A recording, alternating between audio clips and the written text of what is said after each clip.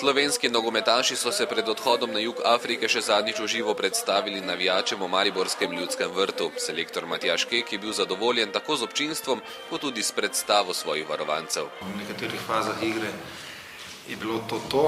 Neke stvari seveda je bilo še za popraviti, ampak videli ste, da niti nasprotnik je bil malo naivn.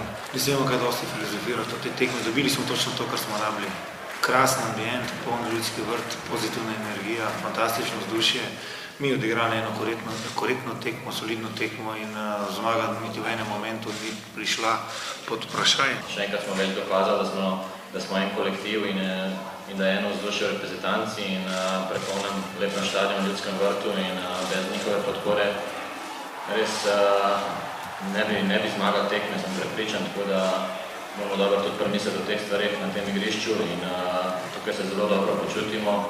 Kot pravi selektor, je bila tekma z Novo Zelandijo prav takšna, kot si jo je želel. Dobil je vpogled v stanje in priznava, da delo še ni zaključeno. Predvsem obramba na trenutke ni delovala tako suvereno kot v kvalifikacijah.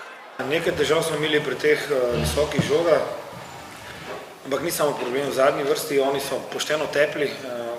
Drug problem je tudi, da smo pustili te dolge žoge, ampak se pravi, nekatere stvari so, ki jih moramo izboljšati, ampak tale zadnja linija je dokazala, oziroma cela igra v defenzivi dokazala, smo dokazali že v kvalifikacijah, da je to na visoki ravni.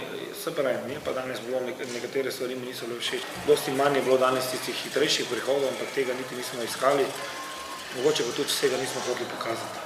Oni so v bistvu samo na prekinitve igrali, ampak v bistvu oni so bili zelo močni danes na prekinitvah fizično in tukaj smo imeli malo probleme, ampak to je bil njihov način igre. Sigurno, da je pozitivno to, da smo zmagali, da gremo s to zmago na svetovno prvenstvo. Vemo, da ni bila lahka tekma. Nova Zelandija je pokazala že proti Srbiji, da zna igrati, tako da jaz mislim, da proti nam nismo imeli šans, da smo res odigrali prvi polčas fenomenalno. Če so Novozelandci pred dnevi na prijateljski tekmi presenetili nogometno precej uglednejšo Srbijo, pa proti Slovencem niso imeli pravih možnosti. Kekovi fantje so pokazali borbeno, a še ne povsem tekočo predstavo, kar pa je vendarle vzpodbudna popotnica za drugo slovensko svetovno prvenstvo. Na črno celino se odpravljajo v nedeljo popoldan.